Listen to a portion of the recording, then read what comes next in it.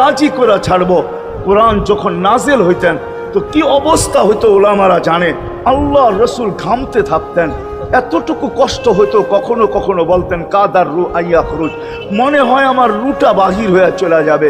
ওই কষ্টের ভিতরে জিবরিল যখন সাউফা ইউতিকা রাব্বুকা ফাতারদা পড়তেছিল, ওইখানেই থামায়া দিছে, জিবরিল থামো। বলছে কেন, সূরা এখনো শেষ হয় নাই। বলছে থামো, আল্লাহ আমাকে রাজি করতে চাইতেছেন, আমি এই মুহূর্তে আল্লাহর কাছে কিছু চাইতে চাইতেছি। বলছে তোমাকে সাক্ষী রেখা। বলছে কি চাবে? তো চিৎকার দিয়া বলতেছে ইলাহি লান আরদা, ইলাহি লান আরদা হাত্তা ইয়াকুনা ওয়াহিদ মিন উম্মতি ফিন নার। ও মাবুদ, ও ইলাহি, ও আল্লাহ, এক উম্মত জাহান্নামে থাকা পর্যন্ত আপনার উপরে রাজি হব। আল্লাহ, এক উম্মত থাকা পর্যন্ত রাজি হব না। যে আরশে যায় বলে নাই, কিয়ামতের মাঠেও বলবে না। উম্মতি চিৎকার দিবে, হাসান হোসাইন দিবে না।